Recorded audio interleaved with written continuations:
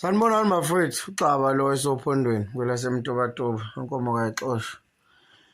Cha ngikhule ngazi ukuthi umuntu mayefundile mina ebuye euniversity behlonishwa ishizalukazi zendawo bezithi makukhona impela incwadi ephuma eposini ezingayitholi kahle kube uyena umfana okwazi ukuyichaza mayibhalwe ngesingisi kube kunikezwe leyo ntombazane ebuye-university noma lo mfana ayichaze. Kwakukhomba lokhu kuhlonipha umuntu ukuthi izinga sekulona alilingane la muntu la endaweni. Kwangekona ukuthi bamkhweze emakhanda ezinye izingane but kwakuba ukuthi ezinye izingane encourage ukuthi ake zifunde nazo ukuze ngalokho njalo kwela imhosha kuyobuzwa kumfana kaSibanibani ukuthi le ncwadi ithini ukuze azobachazela since uqweqwe lommeli ngabe uqweqwe likathisha lwe-graduates kwakuze kuyizwe kusetshenziswe igama elithi uqweqwe lesifundiswa lesi. But ngiyaphoxeka ngale out le yabona angazi lo mjithu uthenjisweni mina kwi-MK lena esingakatshelwa yona thina and uyalijomba leli gama leli alazi kangcono nobufundile phela thina oxaba sino matric abanesiyezi elithi interim. Kwashiwo kahle kwathiwa wonke umuntu ozobenikwa leyo position itemporary ukubamba isikhala temporary kusuke kwenza ukuthi kube neorder. Akukho la utholakala khona sunikeza icommand noma uthatha ama decisions noma ungadinwa kanjani kwi position oyirana temporary. You can't give a command. Awukwazi ukunquma ukuthi wakwenzakaleni for now on.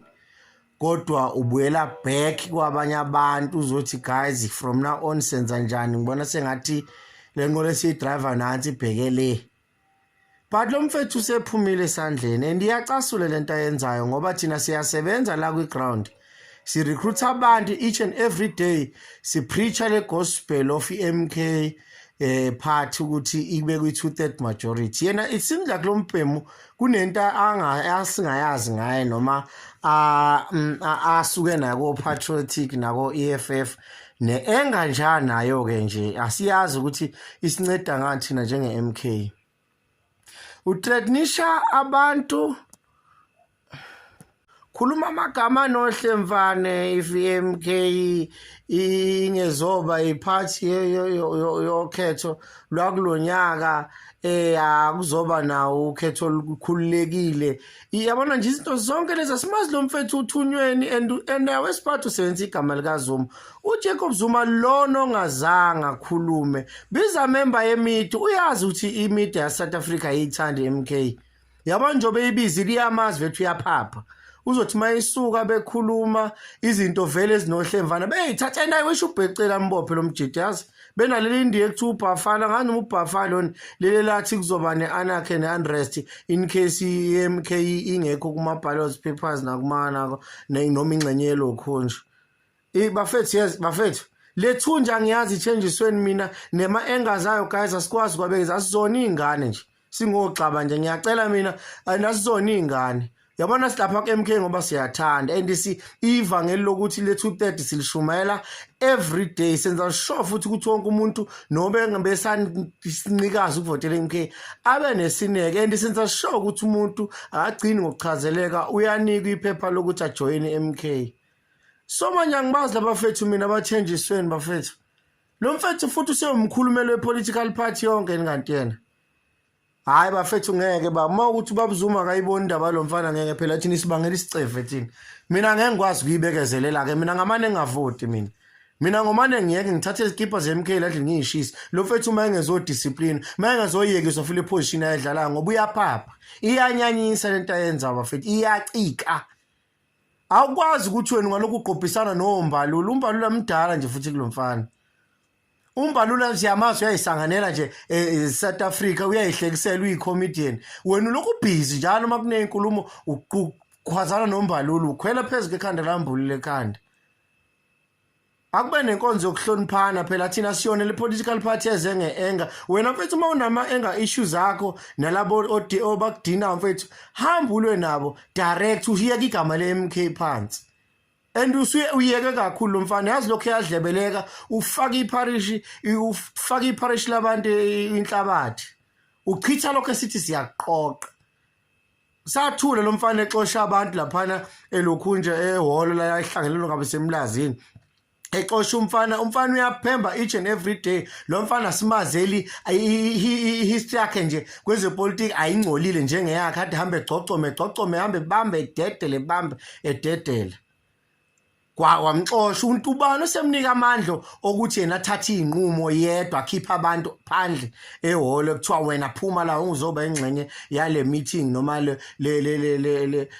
team elirecruitayo namhlanje lana ubani osemnikela amandla mfethu uma ukuthi ubaba Zuma akaze kuyisumela lo mfethu kuzomela siyisukumele and ngizowenza sure lo mfana uyamiswa mina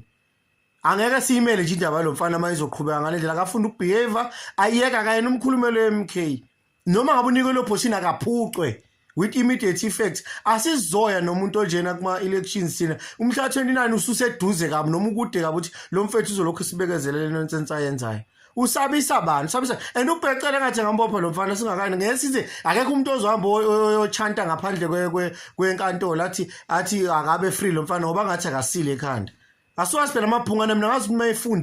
mayefundile umuntu ukhuluma izinto ene sense ucounter each and every word eliphuma ngaphandle uphuma ngomlomo wakhe so that leyo magama angezokubuya kusasa seyinkinga noma esebenziswa against yena noma asebenzisa against MK ngoba ngekhathi ekhuluma usegqoka impahla zeMK kodwa bayasebenza ba recruiter every day bamemaholo akaze sibe